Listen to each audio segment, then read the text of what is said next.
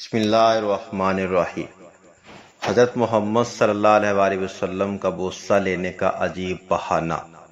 نبی کریم صلی اللہ علیہ وآلہ وسلم کے ظاہری وصال کا وقت جب آیا، اس وقت آپ صلی اللہ علیہ وآلہ وسلم کو شدید بخار تھا۔ آپ نے حضرت بلال رضی اللہ عنہ کو حکم دیا کہ مدینہ میں اعلان کروا دو کہ جس کسی کا حق مجھ پر ہو وہ مسجد نبوی میں آ کر اپنا حق لے لے۔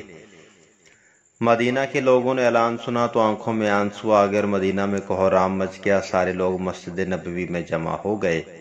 صحابہ کرام رضوان اللہ کی آنکھوں میں آنسو تھے، دل بے چین و بے قرار تھا۔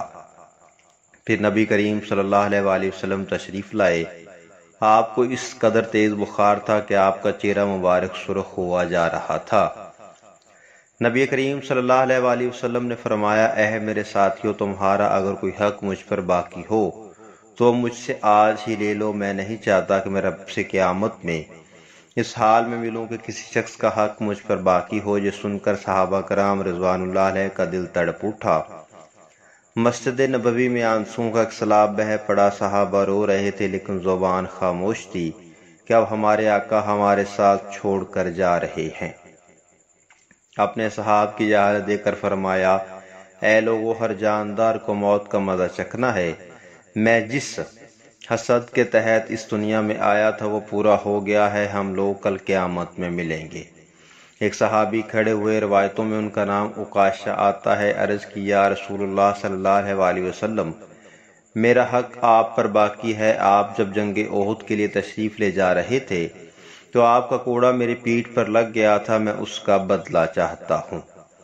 یہ سن کر حضرت عمر رضی اللہ عنہ کھڑے ہو گئے۔ کہا کہ تم نبی کریم صلی اللہ علیہ وآلہ وسلم سے بدلہ لوگے؟ کیا تم دیکھتے نہیں کہ آپ صلی اللہ علیہ وآلہ وسلم بیمار ہیں؟ اگر بدلہ لینا ہی چاہتے ہو تو مجھے کوڑا مارو، لیکن نبی کریم صلی اللہ علیہ وآلہ وسلم سے بدلہ نہ لو۔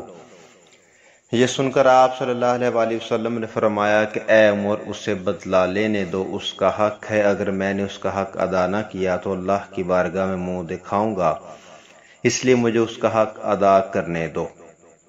آپ نے کوڑا منگوایا، حضرت عکاشہ کو دیا، کہا کہ تم مجھے کوڑا مار کر اپنا بدلہ لے لو۔ حضرات صحابہ کرام رضوان اللہ علیہ یہ منظر دیکھ کر بے تحاشا رو رہے تھے۔ حضرت عکاشہ نے کہا کہ اے اللہ کے رسول، میری ننگی پیٹھ پر آپ کا کوڑا لگا تھا۔ یہ سن کر نبی کریم صلی اللہ علیہ وآلہ وسلم نے اپنا کرتا مبارک اتار دیا، کہا کہ تم بھی میری ننگی پیٹھ پر کوڑا مارو۔ حضرت عکاشہ نے اب اللہ کے رسول صلی اللہ علیہ وآلہ وسلم کی پیٹھ مبارک کو دیکھا تو کوڑا چھوڑ کر جلدی سے آپ صلی اللہ علیہ وآلہ وسلم کی پیٹھ مبارک کو چوم لیا اور کہا کہ یا رسول اللہ، میری کیا مجال کہ میں آپ کو کوڑا ماروں۔ میں تو یہ چاہتا تھا کہ آپ کی مبارک پیٹھ پر لگی مہر نبوت کو چوم کر جنت کا حقدار بن جاؤں۔ یہ سن کر آپ صلی اللہ علیہ وآلہ وسلم مسکرائے اور فرمایا کہ تم نے جنت واجب کر لی۔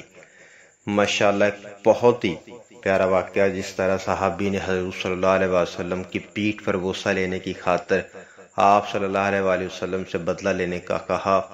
واقعہ پسند آئے تو سبسکرائب کیجیے اور شیئر کیجیے ہمارے چینل کو۔